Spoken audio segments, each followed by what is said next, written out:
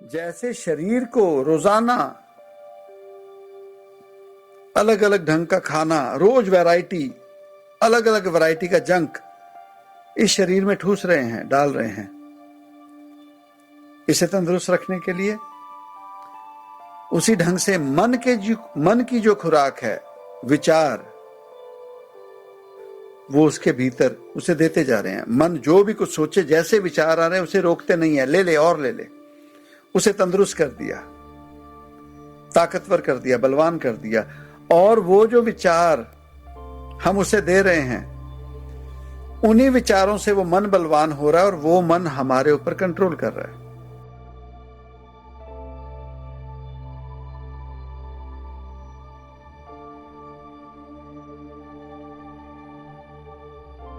माया साथ ना होवे बाबा। अब जनरली अगर देखा जाए तो बाबा उसे कहा जाता है जो एक उम्र पा चुका होता है, एक उम्र बिता चुका होता है, जिसे हम बुजुर्ग कहते हैं।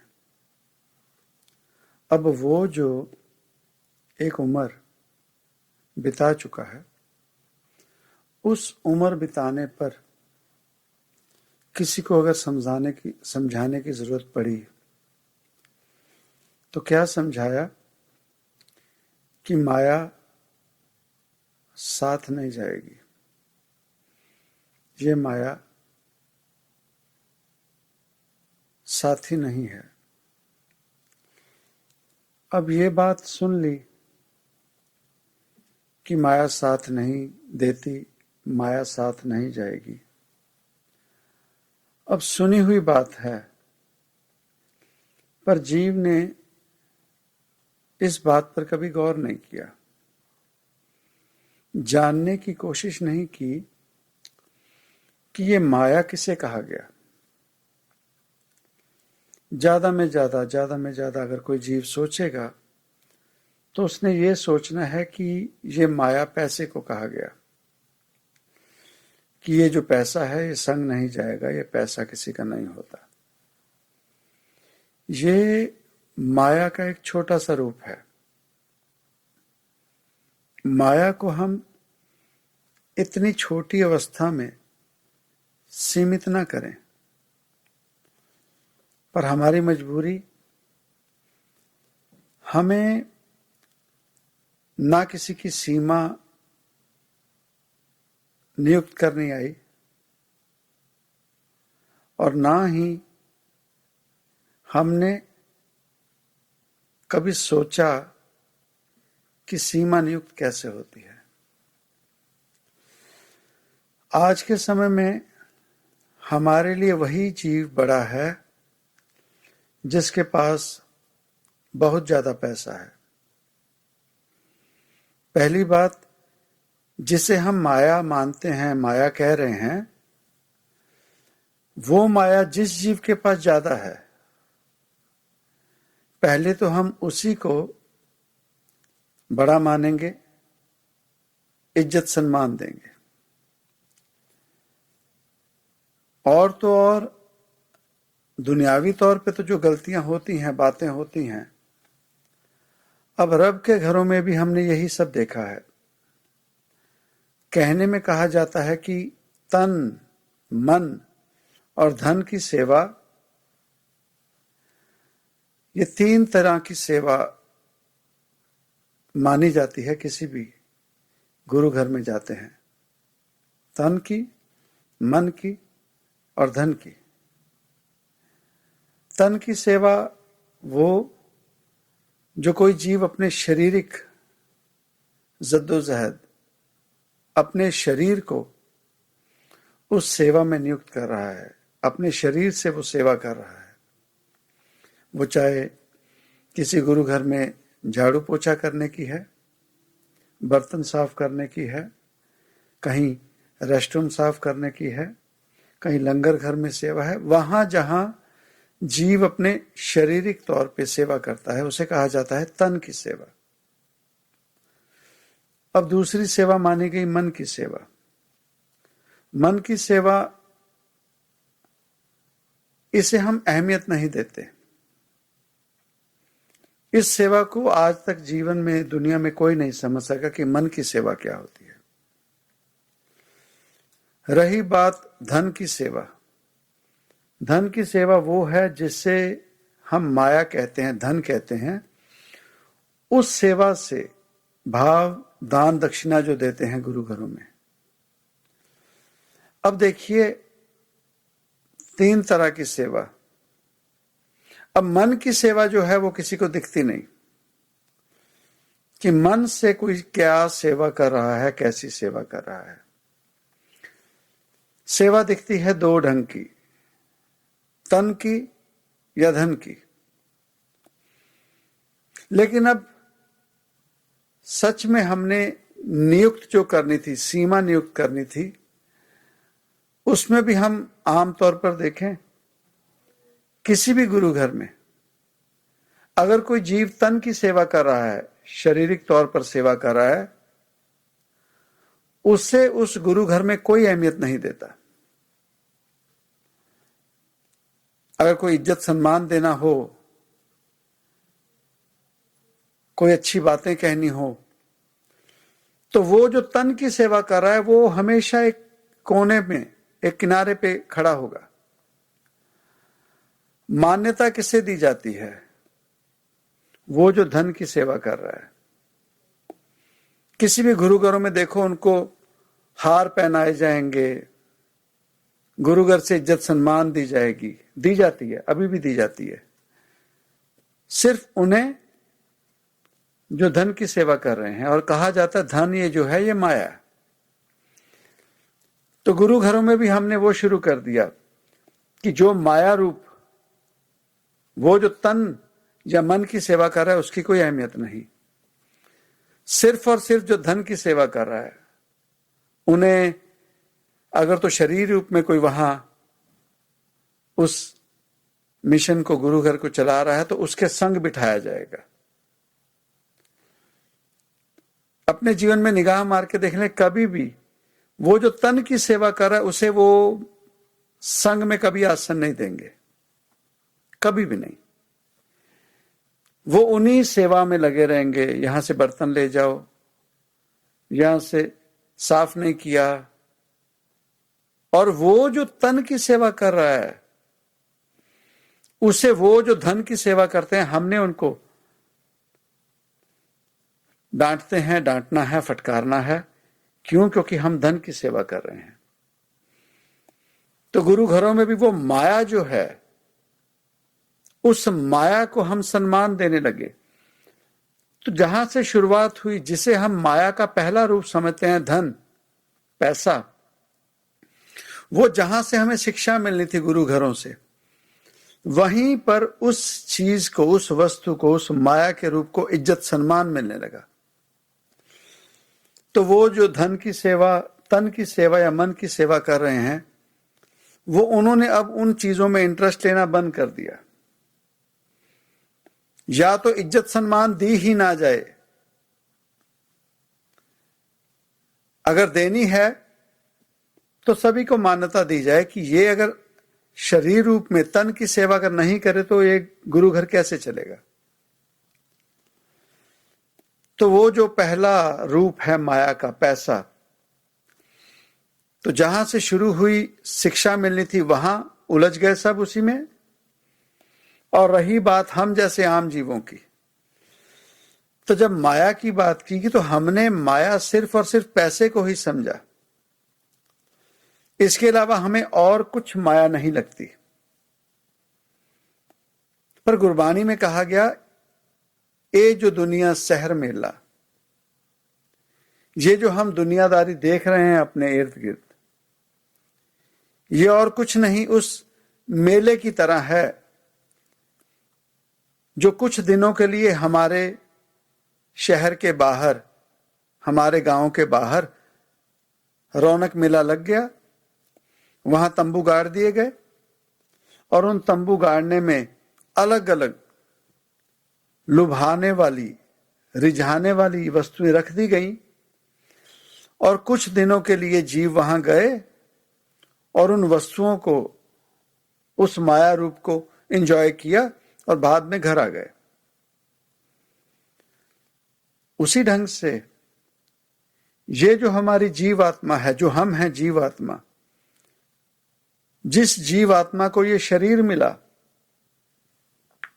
ये शरीर मिला अपने कर्म पूरे करने के लिए, अपने कर्म पूरे करने के लिए। अब ये जीवात्मा कब से चली है, कब से अपने सफर में चली है? कई जन्म भय कीट पतंगा, कई जन्म गज मीन कुरंगा, कई जन्म हैवर बिक होयो। ये इतने जन्म लिए हैं हमने,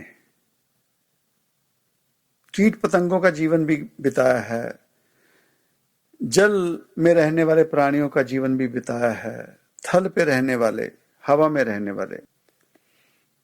तो इतने मौके मिले इस जीवात्मा को, इतने समय से ये सफर कर रही है आत्मा, जीवात्मा, और इस जीवात्मा को ये मौका मिला, इंसानी शरीर मिला जो, और इस इंसानी शरीर में ये मौका मिला कि ये जीवात्मा उस रब तक, उससे जिससे ये बिछड़ी है, जिससे दूरी हुई है, ये मौका मिला इस जीवात्मा को उस रब तक पहुंचने का, उस रब जैसा होने का। अब ये समा आ गया, हम सफर में हैं, और इस सफर में वो मौका मिला उस रब तक पहुंचने का, उस रब जैसा होने का, उस रब को पाने का, ये मौका मिला। पर हम सफर में हैं, ये फाइनल डेस्टिनेशन नहीं है। कारण हम जो कर्म अपने बना रहे हैं, हम जो कर्म कमा रहे हैं, कहने में हम सभी धर्म के नाम पर दुनिया को उजाड़ देंगे,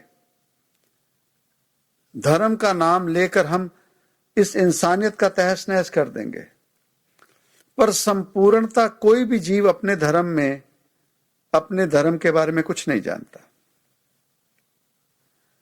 वो अधूरा ज्ञान, वो कहीं सुनी कुछ कहानियां, वो कानों का रस, वैसी बातें सुन के हम चलते रहे, पर संपूर्णता कोई भी अपने धर्म में संपूर्ण नहीं है।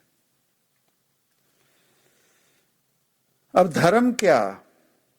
धर्म है वायदा और कुछ नहीं, धर्म और कुछ भी नहीं है, वायदा, कमिटमेंट, प्रॉमिस। तो किसी धर्म को हम अगर फॉलो करने लगे, वो कुछ भी नहीं और कुछ नहीं, हमारी उस धर्म के जरिए उस रब तक पहुंचने की एक कमिटमेंट है, एक प्रॉमिस है कि ये तरीका है उस रब तक पहुंचने का। हाँ, मैं वादा करता हूं, मैं ये बातें मानूंगा और तुझ तक पहुंचूंगा। ये है धर्म मानना, और कुछ नहीं। महज वादा कर देना, मैं ये करूंगा। जैसे कोई जीव उलझन में हो तो किसी के पास मदद के लिए जाए और मदद मांगी, और उस जीव ने कह दिया हाँ मैं मदद कर दूंगा, देख यकीन दिला, सच में कर देगा ना मदद? अरे कह दिया ना मदद कर दूंगा, तू जा बेफिक्र रहे। अब वो जीव बेफिक्र तब होगा जब उस जीव ने, जिसने वायदा किया, उस दिन, जिस दिन जरूरत हो मदद की, उस दिन वो वहां जाकर मदद कर दे। यह है वायदा। और उस दिन वो अगर वहां ना पहुंचे तो लाख वायदे किए हों, जब तक वायदा पूरा नहीं हुआ वो बात संपूर्ण नहीं हुई। अब हमने भी वही किया, किसी ने कह दिया इस धर्म को मान लो, तो उस जीव के कहने पर हम वायदा कर दिया आज से मैं इस धर्म को मानूंगा, और कहने पर जिस धर्म से जुड़े, या तो उस धर्म को पहले अच्छे से जान लें, विचार लें, उसके बाद उस वायदा, उस कमिटमेंट में जाएं, अब जब अगर कमिटमेंट कर दी, वायदा हो गया, तो उसके आगे चलें फिर। तो जो बातें कही गई, उन्हें फॉलो कर कर वो संपूर्णता ले लो। और संपूर्णता भी कैसी? वो जो रब है, वो जो ताकत है जिसे हम भूल चुके हैं, जिसे हम मानते नहीं।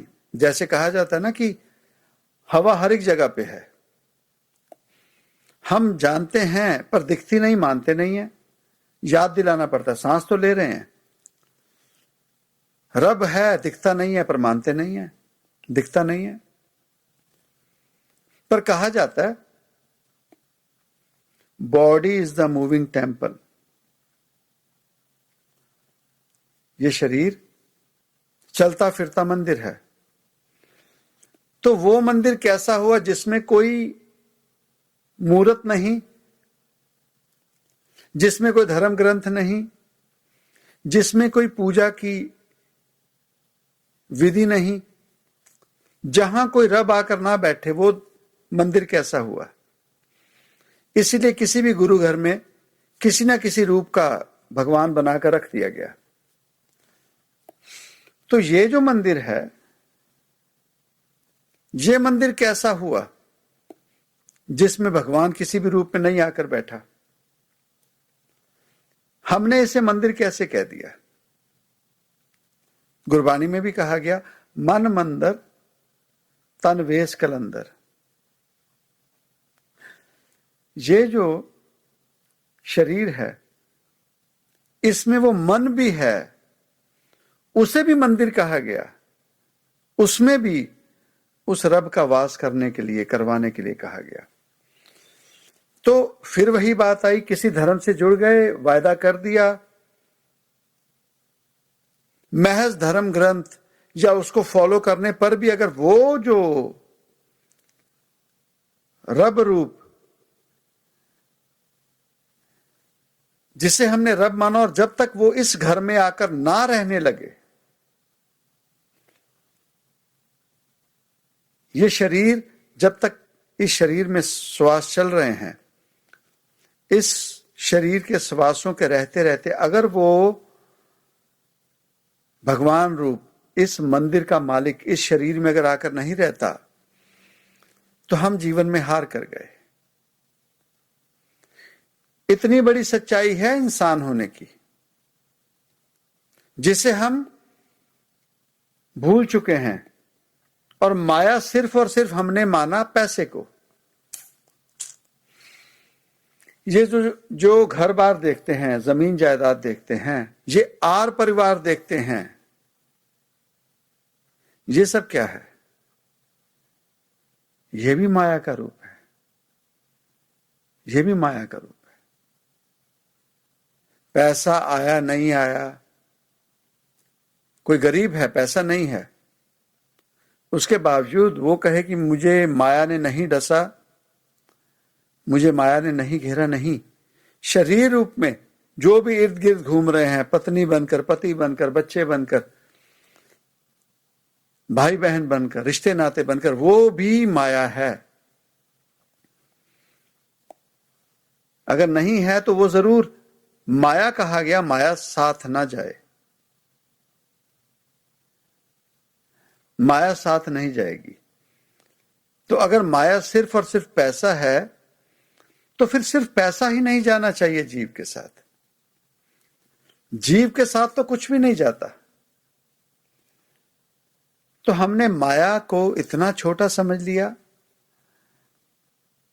सिर्फ पैसे तक सीमित कर लिया। और अगर पैसे तक सीमित किया, तो जब दीपावली आती है तो उसी माया को, उस पैसे को लक्ष्मी का नाम देकर पूजा क्यों करते हैं? यहां से उलझनों में पड़े हैं, किसी के पास कोई जवाब नहीं, किसी के पास कोई जवाब नहीं। उस माया में उलझे हैं और उस माया में उलझकर अपने इंसान होने का जो मौका मिला, अपने इंसान होने की जो संपूर्णता थी, जो सच्चाई थी, उसे विसार दिया, भूल गए, उसे भूल गए और उस माया को नहीं पहचान सके और उस रब को भी नहीं पहचान सके। रब है क्या? रब क्या है? सच में इसका व्याख्यान कोई भी नहीं कर सकता। रब है क्या? हजारों धर्म हैं इस धरती पर, अपने आप में धर्म बन चुके हैं। तो अगर 1000 तरीके के धर्मों की किताबें पढ़ ली, धर्म ग्रंथ पढ़ लिए, तो अंत में जीव कहेगा रब है ही नहीं। वो रब को छोड़ ही देगा, कहेगा रब है ही नहीं। पर हम चले हुए हैं। बात रब पाने की या पैसा माया पाने की है, पर उसे पाने के लिए पहचाने तो सही। हमने तो पहचाना ही नहीं, हमने तो पहचाना नहीं। एक धर्म में कहा जाता है कि मूर्ति में रब है, एक धर्म में कहा जाता है कि मूर्ति में रब नहीं है। एक धर्म में कहा जाता है कि इंसानों में रब है, एक धर्म में कहा जाता है कि नहीं, वो सूक्ष्म रूप में है। जैसे जैसे इन बातों में पढ़ने लगे, उलझन में बढ़ते गए। बात इतनी क्यों नहीं समझते कि ये जो शरीर मिला है, ये शरीर, हम सच्चाई में हम खुद शरीर नहीं है। इस शरीर में जो बैठी है ताकत, एनर्जी, आत्मा, सच में वो है हम, वो है हमारी सच्चाई। और वो जो जीवात्मा, जो हम सच में हैं, वो सच में चाहती क्या है? वो सच में चाहती क्या है? वो सच में अपने उस सच से मिलना चाहती है जिससे वो बिछड़ चुकी है। और वो सच क्या है? और कुछ नहीं, ये आत्मा, उस परम आत्मा जो सबसे सुपीरियर है, परम आत्मा, उससे बिछड़ चुकी है। और उस परम आत्मा तक पहुंचने के लिए उस जैसा होना पड़ेगा, और उस जैसा होने के लिए पहले हमें मानना पड़ेगा कि हम आत्मा हैं। कारण कि रब शरीर नहीं है, माया शरीर नहीं है। तो रब अगर शरीर नहीं है तो शरीर में हम उसे कैसे ढूंढेंगे? कोई भी एलिमेंट है, चाहे फिजिक्स की बात कर लें, केमिस्ट्री की बात कर लें, कोई भी एलिमेंट जब तक एग्जैक्टली सेम एलिमेंट्स नहीं रखता, उसमें विलीन नहीं होता। तो रब अगर शरीर नहीं है तो हम फिर शरीर से उसे कैसे मिलेंगे? शरीर कैसे पालेगा? तो अगर मानते हैं कि आत्मा, तो पहले माने कि हम आत्मा हैं। अब आत्मा क्या चाहती है, आत्मा की खुराक क्या है, पहले वो जाने। शरीर की खुराक पता लग गई, जो भी हमें खाना मिल रहा है हम शरीर को भर रहे हैं, शरीर में डाल रहे हैं, शरीर चलाने के लिए, पता है कि ये शरीर का खाना है। दूसरी बात मन की, मन को बलवान कर रहे हैं, मन से सब हारे बैठे हैं। इसीलिए कहा गया मन जीते जग जीत, और मन को नहीं हम जीत सके। क्यों नहीं जीत सके? जैसे शरीर को रोजाना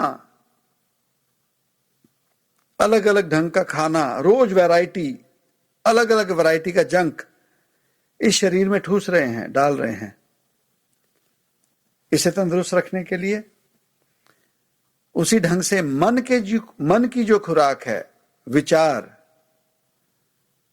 वो उसके भीतर उसे देते जा रहे हैं। मन जो भी कुछ सोचे, जैसे विचार आ रहे हैं, उसे रोकते नहीं है, ले ले और ले ले। उसे तंदुरुस्त कर दिया, ताकतवर कर दिया, बलवान कर दिया। और वो जो विचार हम उसे दे रहे हैं, उन्हीं विचारों से वो मन बलवान हो रहा है और वो मन हमारे ऊपर कंट्रोल कर रहा है, हमारे भाव आत्मा पर, शरीर पर नहीं। और हमसे वो काम करवाते जा रहा है। मन से सब हारे बैठे हैं। अब रही बात आत्मा की, रूह की। अगर हमने जान लिया कि हर एक जीव को खुराक चाहिए, घर में अगर कोई पौधा भी लगा लो तो उसे भी खुराक देनी पड़ती है, नहीं तो वो मर जाएगा, भाव पानी देना पड़ेगा, खाद डालनी पड़ेगी। घर में अगर जल के प्राणी, मछलियां अगर एक्वेरियम रखा है, उन्हें भी खाना देना पड़ेगा, हम जानते हैं। घर में अगर कोई कुत्ता बिल्ली कोई और पक्षी परिंदा रखा है, उन्हें भी खाना देना पड़ेगा। हम जब समझते हैं कि सभी को खाने की जरूरत है, तो कभी हमने सोचा कि ये जो आत्मा है, जीवात्मा है, इसे भी खुराक चाहिए, इसे भी खाना चाहिए? उसके बारे में कभी हमने सोचा कि आत्मा की खुराक क्या है? वही जिसे हम भक्ति रस कहते हैं, नाम सुमरन, भजन कीर्तन। वो जो हमें उस रब की याद में ले जाए, जहां जाकर हमें लगता है कि बहुत आनंद आ रहा है, जहां बैठकर हमारी आत्मा इतनी विलीन हो जाए कि हम बाहर माया रूपी चीजों को भूल जाएं, कि आनंद आ गया, कुछ याद ही नहीं रहा। तो वो जब वो खुराक मिलने लगती है आत्मा को, तो आत्मा बलवान होने लगती है।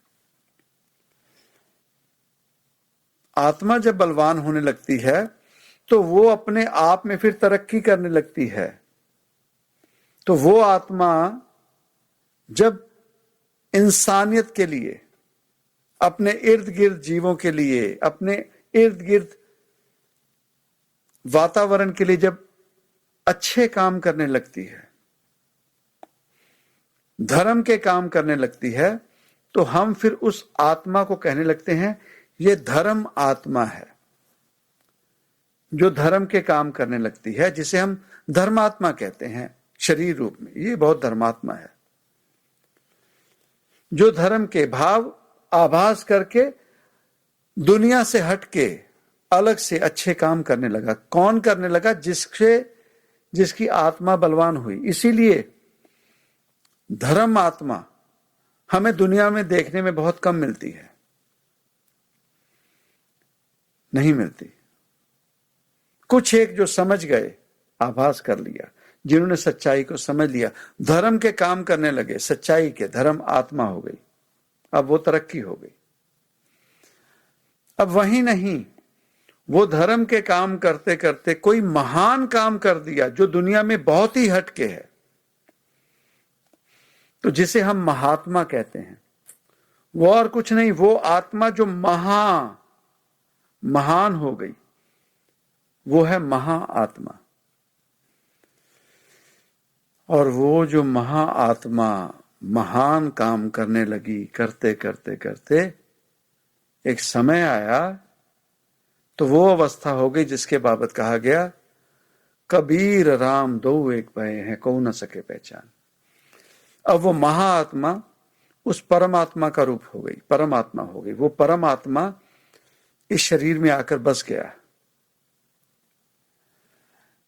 वो हुई संपूर्णता इंसान होने की, जिसने ये शरीर छोड़ने से पहले अपनी संपूर्णता उस परमात्मा को पा लिया, उसी का रूप हो गया। और दुनिया में वो शरीर ही दिखेगा। धर्मात्मा भी वो शरीर ही दिखेगा, महात्मा भी वो शरीर ही दिखेगा, और जानवर भी वो शरीर ही दिखेगा। वो जो इंसानियत से गिर गया, किसी के लिए सिर्फ और सिर्फ कपट रखता है, ईर्ष्या द्वेष रखता है, नफरत रखता है, वो आत्मा के तल से भी नीचे गिर गया। वो प्रेत आत्मा हो गया शरीर में रहते हुए। जैसे कहा जाता है ना, वो प्रेत, वहां उस घर में मत जाओ, वहां प्रेत हैं। प्रेत क्या करते हैं? इंसानों को सताते हैं, परेशान करते हैं। तो वो जो शरीर में रहते रहते दूसरों को परेशान ही करता है, दूसरों को सता दिया, वो और कुछ भी नहीं, आत्मा के लेवल से भी प्रेत आत्मा हो गया। और मिला क्या हमें? हो सकता है कि ये जीवन, जब ये शरीर मिला इस जीवात्मा को, तो हम कहीं अच्छे लेवल पे हों, इसीलिए शरीर मिला। पर इस शरीर के मिलने के बाद जो कर्म कर रहे हैं, अब पता नहीं कौन से लेवल पे पहुंच गए हों। तो अगला जन्म पता नहीं इंसान का मिलेगा भी कि नहीं। अगला जन्म पता भी नहीं कि इतनी सुख सुविधा हमें मिलेगी भी कि नहीं। बात उम्र की, शरीर की उम्र से हम अपने आप को बहुत बड़ा, और आध्यात्मिकता जो है, स्पिरिचुअलिटी, आध्यात्मिकता में शरीर की उम्र का कोई मायने नहीं होता। शरीर का कोई मायने नहीं होता। भाव, जब न्यूयॉर्क में थे तो हमारे कोई सेवक थे, उनके फादर हमें मिलने आए। तो मिलने आए तो बीइंग बाबा जी सभी मिलते थे, तो हम उनको मिले। तो वो कहने लगे आप हमारे बेटे जैसे हो, आप बेटे हो। तो हमने कहा अगर आपने कह दिया बेटे हैं तो आप हमें फिर माथा नहीं टेकेंगे, आज के बाद हमें ऐसे ही मिलेंगे, आप गले मिला करो हमें। बात हुई, गले मिल गए। कुछ दिनों में वो उन्होंने पीछे कहना शुरू कर दिया, मुझ में भी कुछ है, वो बाबा जी ने देख लिया इसलिए मुझे मना कर दिया माथा टेकने के लिए। मुझ में भी कुछ है इसलिए उन्होंने मना कर दिया। अब ये जो उम्र से वो ज्ञान, उम्र से ज्ञान वाली बात नहीं है। हम अपने जीवन में अपने आप को शरीर गुजारने के बाद अपने आप को काबिल दुनियावी तौर पे समझ सकते हैं, दुनियादारी में। पर आध्यात्मिकता में हम कहां तक पहुंचे हैं हमें कैसे पता लगेगा? कारण हमारा चैप्टर ही नहीं है आध्यात्मिकता का। कोई है भूतकाल में जी रहा है, हमारे साथ ऐसा हो गया, हमारे साथ ऐसा हो गया। वो जो हो गया वो हो गया। तो अब अपना भविष्य कैसे संवार सकते हैं? वर्तमान काल में, प्रेजेंट जो मोमेंट है इसमें रहकर। भगवान ने जितना दिया आज हमें, उसे थैंकफुल होने के बजाय आज भी शिकायत कर रहे हैं, अरे हमारे साथ ऐसा हुआ, ऐसा हुआ। तो हमारी आदत पड़ गई है, पानी के गिलास में आधा पानी भरा हुआ है, हमने अगर बात करें तो सिर्फ खाली गिलास की बात करेंगे, ये गिलास आधा खाली है। हम कभी भी जीवन में ये नहीं कहेंगे कि ये गिलास आधा भरा हुआ है। ये इंटरनल सिकनेस जो है ये और कुछ नहीं, ये दुनियावी तौर पे हमें नहीं दिखती। दुनियावी तौर पे हमें ये कमी नहीं दिखती। ये सभी माया के रूप हैं। हौमे, किसी की बात ही नहीं सुननी, किसी की बात ही नहीं सुननी। एक घर बनाने वाला जीव हो, रोजाना दीवारें खड़ी करता हो, ईंट सीमेंट का काम करता हो, मिट्टी का काम करता हो। अब उस जीव का मूल काम क्या होगा? दीवार खड़ी करने के लिए उसे रेत और सीमेंट का घोल मिलाना आना चाहिए, लेवल पता होना चाहिए कि बैलेंस कितना है, कितने बैलेंस पर यह ईंट की दीवार खड़ी रहेगी। यह है किसी राजमिस्त्री का मूल बेसिक काम। अब 25-30 साल काम करने के बाद अगर वो जीव रेत और सीमेंट का घोल मिलाना भूल जाए, उसका बैलेंस भूल जाए, तो उस जीव के जीवन में उससे बुरा हाल क्या हो सकेगा? अब वो दीवार खड़ी कैसे करेगा? अब दीवार कैसे खड़ी करेगा? अब वो जिसे घोल बनाना ही भूल गया, सीमेंट की कितनी मात्रा और मिट्टी की कितनी मात्रा, वो अपना फ्यूचर सोच ले अब कितने समय तक और चलेगा। तो अगर कोई समझाए उसे, अरे ये तो बेसिक चीज है, तू इस चीज को भूल गया जीव, तो रादर देन वो मानने की बजाय वो जीव उसी पे घुमान में रहे, वो भी तो माया है, वो भी तो नरक है। कोई 4 पैसे माया रूप कमा ले, हौमे में घुमान में आ जाए, किसी को कुछ समझे ही ना, तो उसे अगर कोई समझाए कि ये माया है, अजूबी नाव समुद्र में, क्या जाने क्या होए। हम किस बात पर घुमान कर रहे हैं? घुमान हो सिर्फ भीतरी तरक्की का, भीतर के उस स्वाद का जो सिर्फ और सिर्फ हम चख सकते हैं। उसमें दुनियावी तौर पर जाकर कोई आडंबर करने की जरूरत नहीं।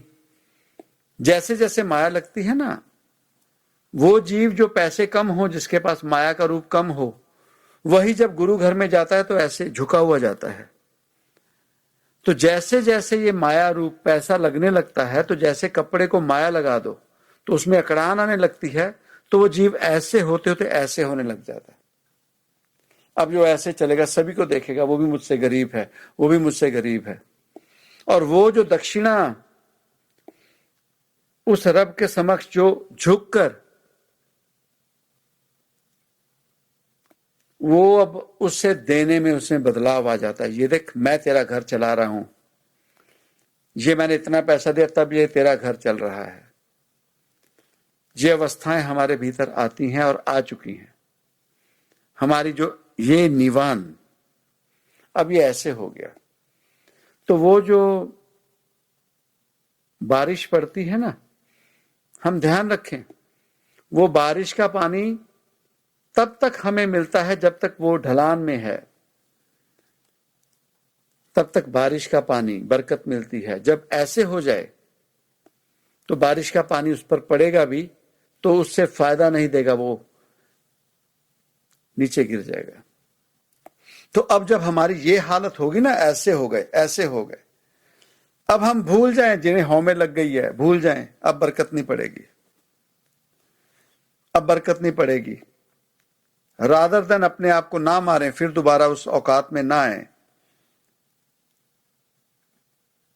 पिछले अवगुण बख्श ले अपनी कृपाधार, सब अवगुण बख्श ले। सिर्फ ये भी नहीं, ये मिन्नत करें कि सभी अवगुण हमारे बख्श ले और हमें फिर वही भिखारी बना दे, हमारे बर्तन को खाली करके फिर बरकत कृपा डालनी शुरू कर।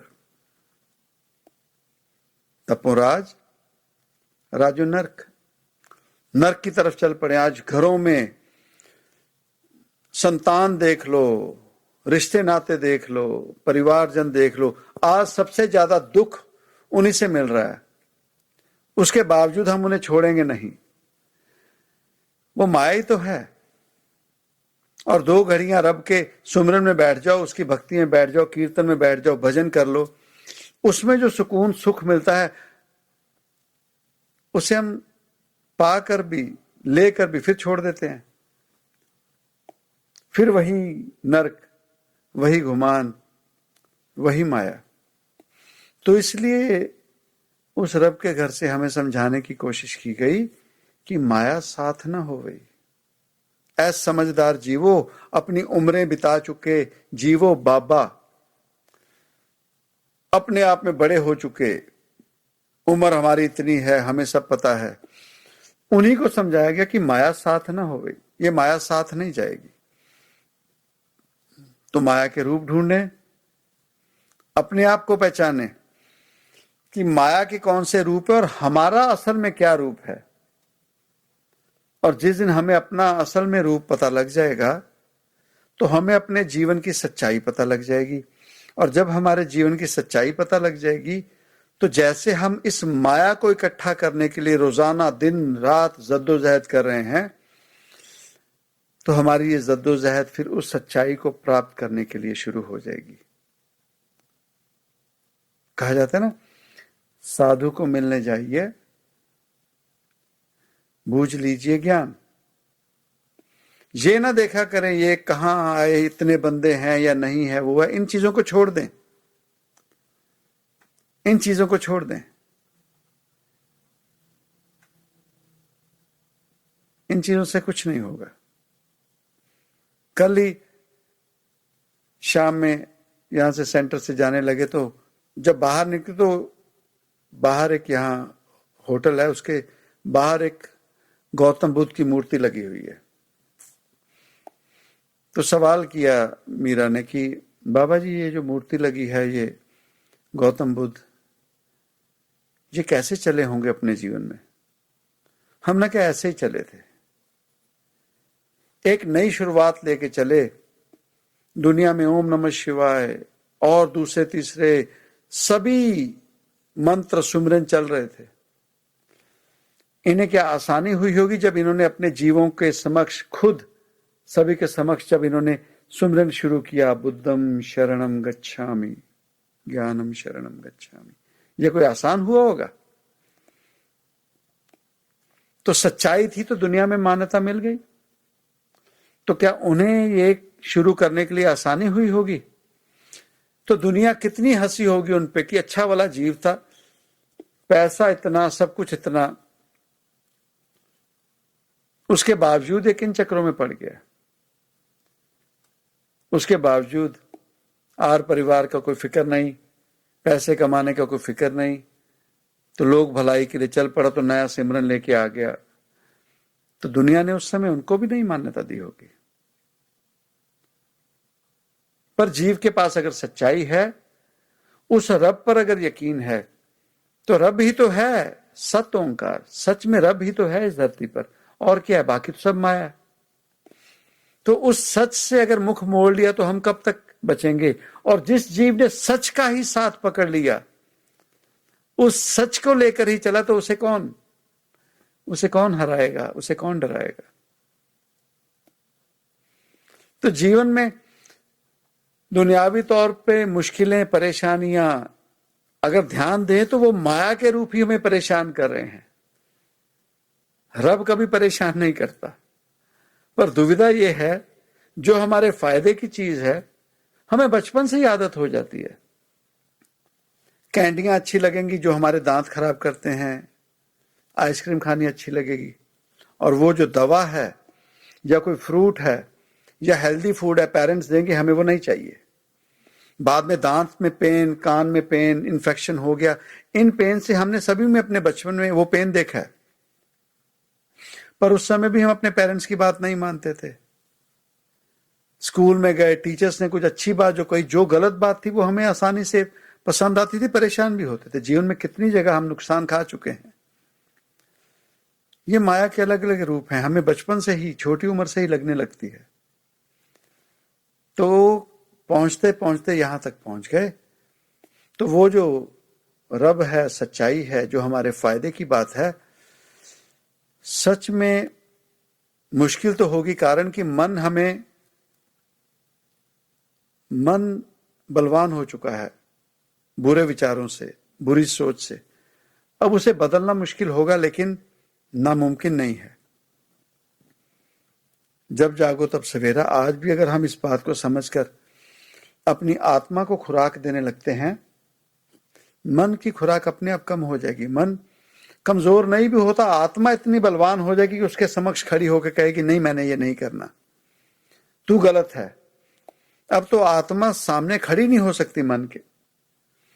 मन दूर से उसे धमका देता है, बैठता है कि नहीं। आत्मा बेचारी डर जाती है। तो उसे बलवान करें, सुमिरन, भक्ति, और सिर्फ धर्म की बात ना क्या करें, मैं उस धर्म से जुड़ा हूं, मैं उस धर्म से जुड़ा हूं। वो सिर्फ हमने वायदा किया, संपूर्ण होगा ये। वहां भी बात आती है, ये सिर्फ सेवक के लिए नहीं, जो गुरु बन गया, जो रब बन गया हमारे लिए, उसके लिए भी बात आती है। उसने अगर बांह पकड़ी है तो उसे भी मदद करने के लिए आना पड़ता है। अगर वो नहीं आता तो वो भी धर्म में फेल है। अगर कृष्ण को द्रौपदी पुकार रही है, अगर कृष्ण वहां नहीं पहुंचते तो वो वायदे में द्रौपदी फेल नहीं होती, वहां कृष्ण फेल होंगे। तो हम अपने जीवन में देखें, जिसे पुकारते हैं अगर वो नहीं पहुंचता तो ठीक ही ठीक है। सो माया साथ ना होई बाबा। ऐ उम्रों में बड़े जीव हम जो हो चुके हैं, उनके लिए है कि ये माया साथ नहीं जाएगी। और ये बात हम अगर समझ ले तो अपने साथ में जो जीव हैं उन्हें भी समझाएं कि इसमें इतना मोह में ना फंसे, उस सच्चाई को भी जान लें जिसे हम कहते हैं कि सत्य, सच, ओंकार, इसकी प्राप्ति कर लें। सो दाता कृपा करें, मेहर करें।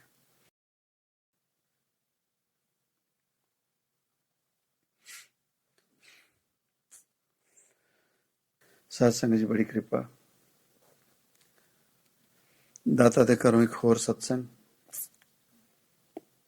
सो जो भी साथ संगत सत्संग से जुड़ी, दाता जी सब दी हाजरी प्रवान करन ते जो भी शुभ मनोकामनावां लैके संगत जुड़ती है वो शुभ मनोकामनावां पूरियां करे दाता। ते जो भी शरदा यकीन बनता है ਉਹਦੇ ਵਿੱਚ ਹੋਰ ਗਹਿਰਾਈ ਆਵੇ, ਗੂੜਾਪਨ ਆਵੇ। ਤੇ ਜੀਵਨ ਦੇ ਵਿੱਚ ਸਤਸੰਗ ਦੇ ਵਿੱਚੋਂ ਜੇ ਇੱਕ ਵੀ ਗੱਲ ਅਸੀਂ ਫੜ ਲਈਏ ਤੇ ਸਾਡੇ ਜੀਵਨ ਦੇ ਵਿੱਚ ਸਾਧ ਸੰਗਤ ਜੀ ਜ਼ਰੂਰ ਫਾਇਦਾ ਹੋਏਗਾ। ਸੋ ਕੋਸ਼ਿਸ਼ ਕਰੀਏ सत्संग के जरिए जो भी स्नेहा मिलता अपने जीवन च ढालीए और अपने जीवन की उन्नति करिए। कारण दिन दिन अवध घटत है। बर्थडे मना देते हैं, बधाइयाँ हो जाती हैं, बहुत बहुत बधाइयाँ, हमें नहीं पता लगता कि किस बात की बधाइयाँ दे रहे हैं। एक तो जीवन का 1 साल कम हो गया, उसके ऊपर हमने अचीव क्या किया? उस माया को जो आज है कल नहीं है। कौन यकीन से कह सकता कि मैं कल ऐसे कर सकूंगा? इसलिए गुरबाणी दे विच ਇਹ ਗੱਲਾਂ ਕਹੀਆਂ ਗਈਆਂ ਪੰਕਤੀਆਂ कि जल ते थल करे थल ते कूआ, कूप ते महर करावे, धरती ते आकाश चढ़ावे, चढ़े आकाश गिरावे, खल मूरख ते पंडित करबो, पंडित ते मुखधारी, नारी ते जो पुरख करावे, पुरखन ते जो नारी। ये तो ताकत का मालिक है वो रब। ਅਸੀਂ ਅਗਰ ਇਹਨਾਂ ਗੱਲਾਂ ਦੇ ਬਾਵਜੂਦ ਅਸੀਂ ਆਪਣੇ ਆਪ ਦੇ ਵਿੱਚ ਉਹ ਗਲਤੀਆਂ ਕਰਾਂਗੇ ਤੇ ਸਾਨੂੰ ਇਸ ਗੱਲਾਂ ਦਾ ਫਾਇਦਾ ਨਹੀਂ ਹੋਏਗਾ। ਸੋ ਸਤਸੰਗ ਦੇ ਵਿੱਚ ਜੋ ਵੀ ਗੱਲਾਂ ਸਮਝਾਈਆਂ ਗਈਆਂ ਉਸ ਗੱਲਾਂ ਦਾ ਮੂਲ ਸਮਝੀਏ ਔਰ ਆਪਣੇ ਜੀਵਨ ਦੀ ਤਰੱਕੀ